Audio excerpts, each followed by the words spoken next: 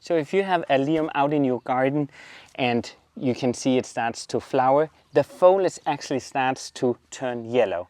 And it's completely okay to remove this foliage now because the allium bulb does not need this. So what I do, I just run it all the way down to the ground actually.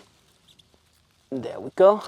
And remove all the foliage because then it will just be more pretty with just the flower here, and all this yellow foliage will be gone.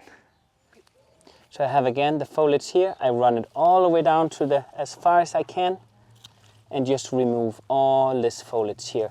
And what I do, I make sure that I have other perennials that can take over the spot once I remove all this. So the goal is not to have any bare surface here or soil, because that would be really a happy place for weeds. So I don't want any soil showing.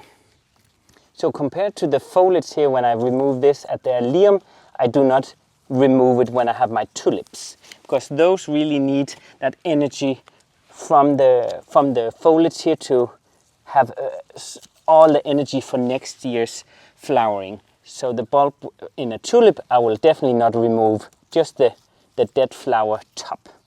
Then later on I will remove it. Looking much better now, look at this. There's some self-sown that can kind of take over its space. Some calendula here from last year, and they will actually, I will leave them here and they will really cover this really nice with pops of color here in orange and yellow. Okay, so I'll just finish up here, but already now I love it how it looks. Much more clean after getting all this yellow foliage away. And now all the other perennials can really pop next to it. Some delphiniums, I have some perennial grass, we have the fransk anemone here, and some other perennials that really pops now when it's more clean here. So the last thing is to drop it in the compost. So, tack for i dag. Thank you for watching.